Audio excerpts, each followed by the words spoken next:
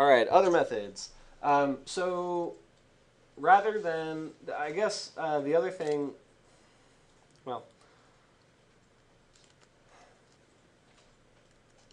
I guess the other thing I'm trying to show you here really is the same thing that you did for the building, but it's just for the elements that did not get reflected in your original render, right? So anything that you photoshopped. In this particular render, the sky is not critical, so that works out well for me. But for some of you, you might have to do this for the sky, not just the trees and bushes. But really, the easy part is the tree itself, and maybe some of the bushes. So I won't see a reflection of grass. I will see a reflection of these bushes, and I will see a reflection of that tree.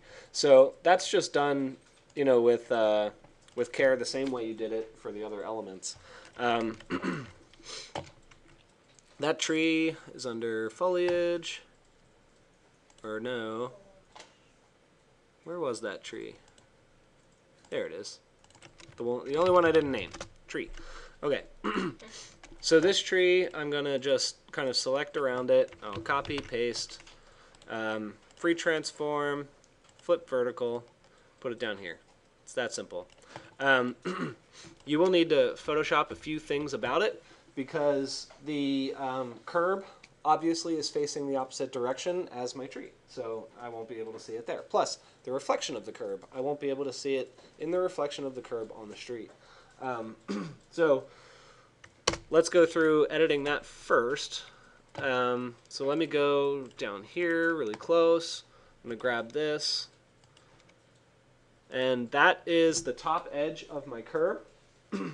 Where my picker tool is now, it's at the bottom of my curb, and then if I go down here, that is the bottom face of the reflection of my curb. So none of that is going to reflect my tree. Additionally, I won't see anything in this planter, so I can get rid of that. Okay. All right, that's enough for me. Let's see, perspective. Perspective's close enough for me at this stage. If it was like closer to perspective, it would be something like a little skinnier, right? It'd be like warped. Yeah, I guess. Like well, so here's the thing.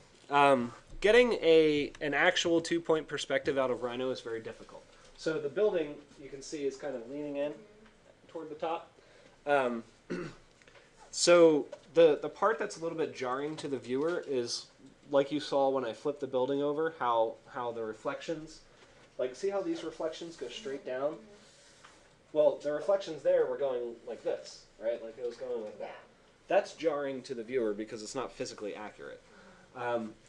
So, technically this tree is doing that, but it's really hard to tell. So if you really wanted to get picky about it, I guess you would free transform it and probably lean it out a little bit more like that.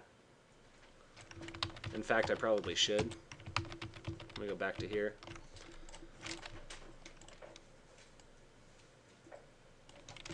Something like that. Make sure you touch it trunk to trunk, and then we can go through that process again. Get rid of that to there, to there. Okay. Oh, and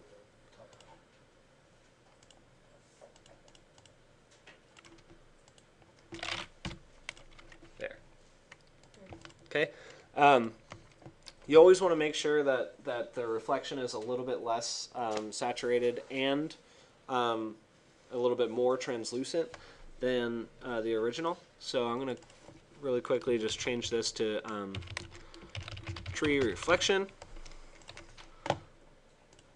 Let's turn the opacity down first.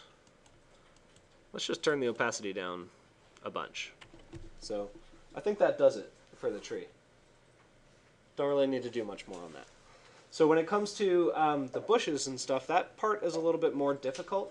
Let me think about that. Well,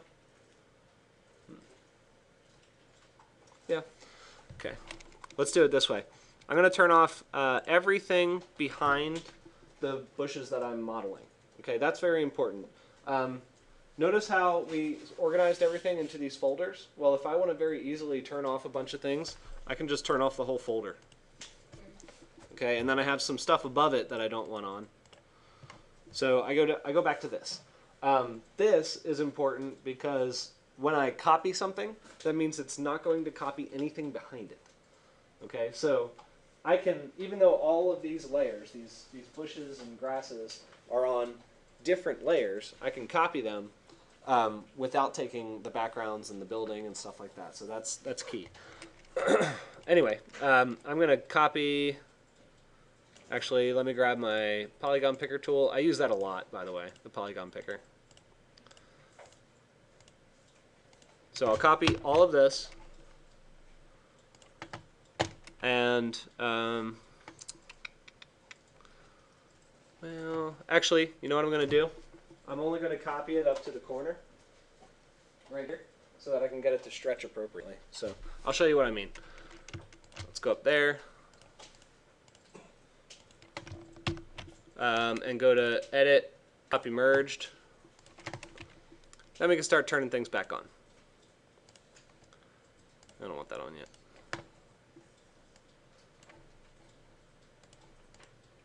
Alright, going back here. Let's go to the top of the foliage layer, and I'm going to paste that in. I'll free transform that, and I'm going to flip it vertically.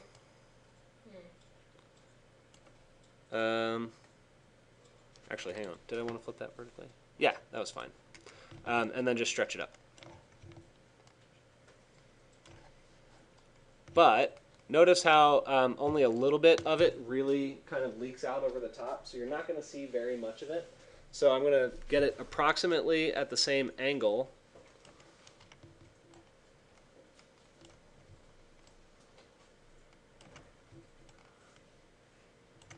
Something kind of like that, and then I'm going to yank it up so that it's just barely hanging over. Okay, and you won't see very much of it at all. In fact, it kind of tapers out quite a bit.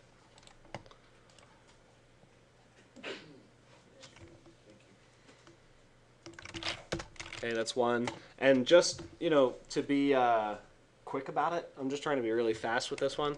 I'm just going to select that whole thing, copy and paste it, and I'm going to flip that horizontally and put the, whoops, put the next one over there. Okay, so that's just kind of my quick and dirty version of that. You can very easily just erase everything that's not really appropriate for this element, but I would suggest take those two layers that we just created, like this one and that one, and make them opaque, or not opaque, make them translucent, to the point that you'd probably leave it on the page, and then you can start to modify them and sort of tweak them into the position that you really want them. And then from there, do your erasing. So I'm going to do something a little smaller. I can sort of just erase that out here and erase some of the top part too, because it's going to start to look a little weird. You want to erase everything almost down to the edge of the planting itself.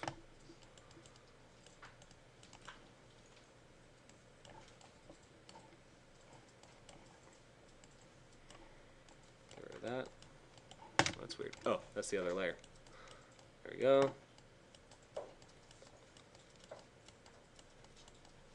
There. So it's really grainy. Unfortunately, you can't really see a lot of it. It almost didn't really change much at all. But when I put a better rendering in there, hopefully it'll pop and it'll look a little better. Okay. So, what questions do you have?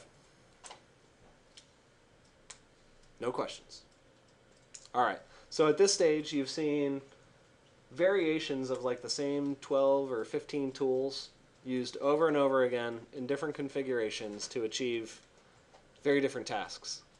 So hopefully you now understand the tools, and it's really more about being creative about how you sort of put, you know, the steps together to create a certain or to generate a certain result. So all right, let's stop this video.